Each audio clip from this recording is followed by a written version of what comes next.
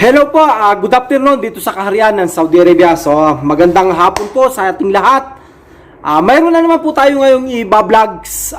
Madaling-madali lang po to kung madalas kayo sa mga Fuji na mga technician. So, bago po ang mangyari ang lahat ay pasok ang intro.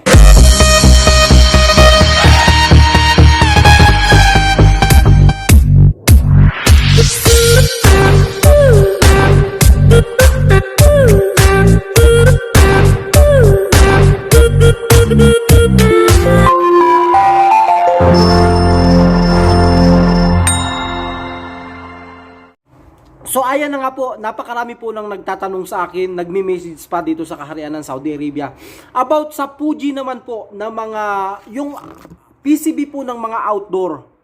Kasi kung minsan may time daw po na wala silang makuhang available na pang 3-phase.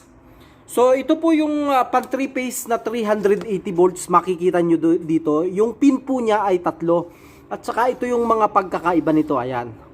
Itong sa wire na to, yung sa communication error na number 3. So ito po yung klase ng yan. Pang 3-phase po na 380 volts to. Ayan. At ang tinatanong naman po nila sa inyong lingkod ay itong ito po, kung mapapansin nyo, single phase lang siya. Ayan nyo, yung dalawang salpakan lang po. Ayan. At saka ito naman yung pagkakaiba niya. Ito po, kung mapapansin nyo, ito. Sa mga Fuji po to, ito ay sa 40 BTU. Kung pwede raw pong paandarin yung 3-phase na 380 volts na Fuji. Ito po yung, ayan. So, para makita po nung mga nagtatanong sa atin, gagawin ko po ng actual.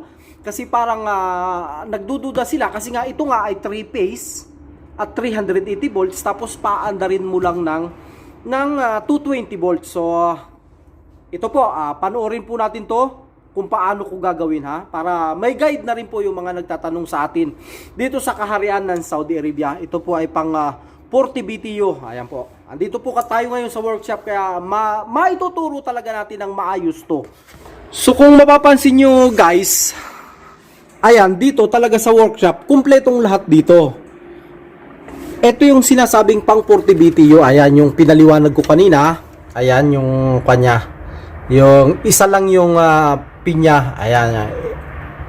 Ayan. So, isa lang yan. So, itong unit na to ay para dito yan. Kung mapapansin nyo naman, ang laki ng sulat. Fuji 40 BTU. So, sulat pa ng mga... So, ayan. Sila yung nagkabit niyan. So, ito naman, kung mapapansin nyo naman to, at ito naman yung para dito. Ayan. 3 ang pin yan. So, ito, nakalagay din dyan kung mababasa nyo. 60 BTU, 3-phase. So, talagang 380 volts. Ayan siya. Ito yung kabuhan niya. Ito yung pinakang indoor niya. At ito naman yung outdoor niya. So, madali nyo lang makukuha dito kasi nasa workshop tayo. Ito naman yung pinakang outdoor niya ng 40 BTU at ito naman yung pinaka-indoor niya. Ayan. So, ngayon ang gagawin natin ay ipapakita ko para doon sa mga nagtatanong na pwedeng gawin. Unang-una po ito, ayan, itong puti na to ay neutral to.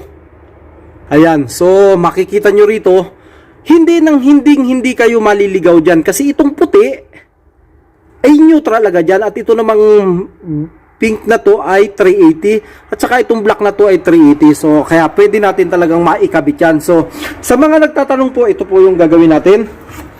Ayan, unang-una isasalpak na natin to. Sige, wala na naman akong taghawak. So, wala na tayong kuryente, walang kuryente. So, nakakakuan din kahit madalas natin ginagawa to, nangingiliti po ang kuryente. So, ipapakita natin para sa ating mga manunood. So, maraming salamat po at nagtitiwala kayo sa akin. Na kahit tayo ay trabahong pulpul, ayan, ikabit lang natin to. Wala pong kanyan. Ayan, ito yung sa outdoor niya. Ayan. Ayan, napakaraming nagtatanong nito na pwede raw. Maraming beses ko na po itong ginawa. Lalong-lalo na pagka nasa malalayo pong layong lugar. Sa hail, tapos mga ganito yung customer talagang ito, ilalagay natin, ito. So, ito po, ganito po yung paglagay niya. Kasi hindi mo naman talaga siya maisisentro. Kahit alin yung itapat mo riyan.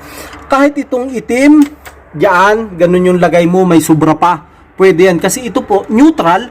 Tapos ito yung 380. So 220 yung labas niyan. Hayaan na natin to. Pwede ka rin naman dito sa kabila.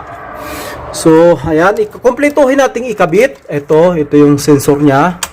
At ito naman yung sa ano ba tong pa na to. Ayan, ikabit natin. At ito ang napaka-importante. So ayan, kung nalagay na po natin yan, ito naman ang wag nating kalilimutan dito. Kitang-kita nyo po. Hindi mo maisasalpak to rito kasi hindi yan para dyan. Pero, sinasabi ko po sa inyo, gagawin natin ito. So, wait lang ha. Ito muna.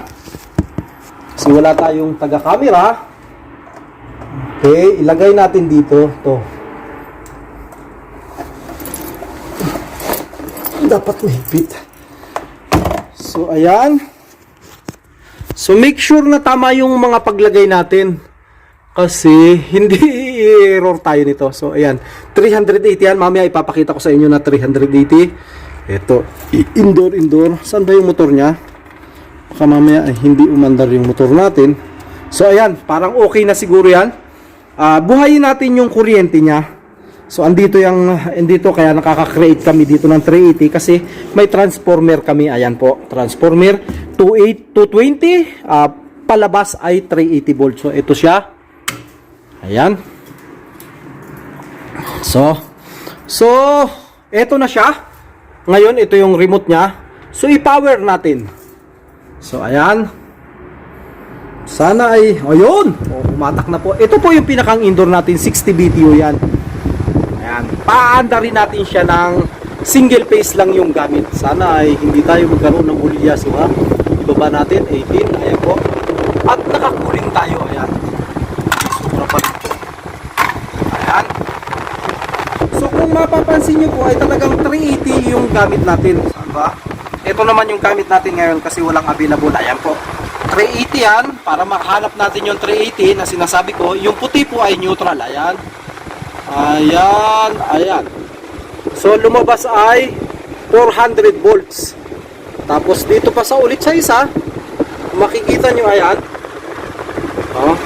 400 volts. Pero yung PCB po natin na ginamit ay 220 lang. Pang 220. So ayan, ito. Ayan, so 220 yan kasi yan po yung pinakang neutral. Ayan, kung makikita nyo doon sa ilalim, ayun yung N. So ito yung neutral. So puti. Ayan, sa puti siya. Ayan po, ito yung puti. Dito neutral. At saka dito lang tumakbo. And then tumakbo doon. Yung pink naman, ito 382.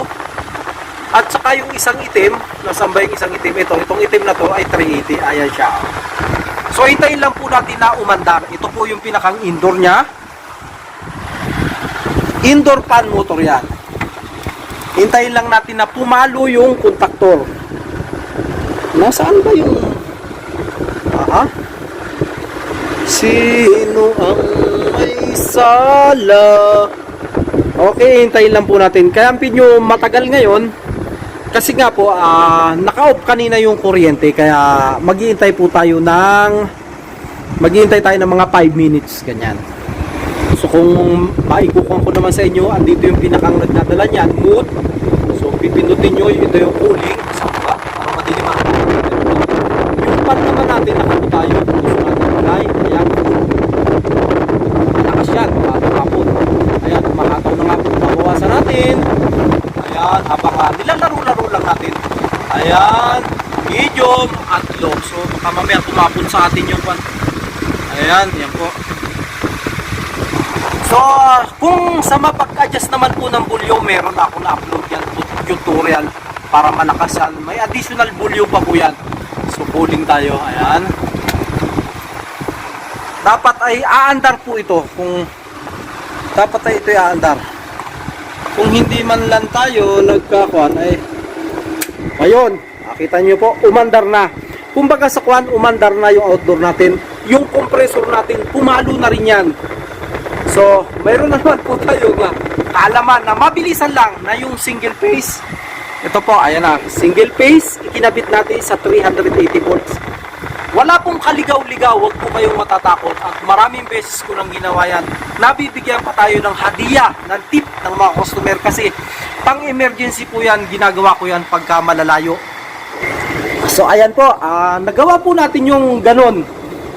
Meron tayo rito yung tinatawag na dito. So ito po yan. Ito yan. So ito pong talagang to ang para dito kung makuha nyo yung ginawa natin. Ayan. Ayan, yan po talaga ang para dyan. Oh, ayan. So ginagawa ko po yan pagka nasa malalayo tayong lugar and then saka may mga bakante na talagang gustong-gusto ng customer. Kung minsan nakalagay po yan sa mga master bedroom, sa mga customer na kung may makita naman tayo tapos itanong natin na ito ba ay gagamitin or ano, pwede nating ilipat yan yung ganyang single phase sa 3 phase para pagbalik nyo, di ibabalik mo na lang. Kasi ito naman, kung kailangan repairin or bago, ganun po. So ayan siya. Ito po yan yung pagkakabit nyan. Ito, wala po talaga kayong ligaw kasi itong puti na to ay neutral to. So ito yan, kahit saan yan. Ayan, may sobra pa. Ayan. Saan ba? Ayan. At kahit naman dito, dito ka rin, napakagaling po ng pagkakadesign ng mga Fuji na yan. Ayan. Pwede nating mapaandar yan. So, ayun na naman po. May mga kaalaman na naman po tayo na yung single phase na PCB sa outdoor ay pwede pong ikabit sa 380. Pero kung mayroong available naman po, huwag nating ikabit. At meron naman. So, yun lang po yung mga pang mabilisan lang para yung customer naman ay mapabilib mo. Diba? So, maraming salamat po sa mga nagtatanong at nagtitiwala. So, thank you very much po and God first.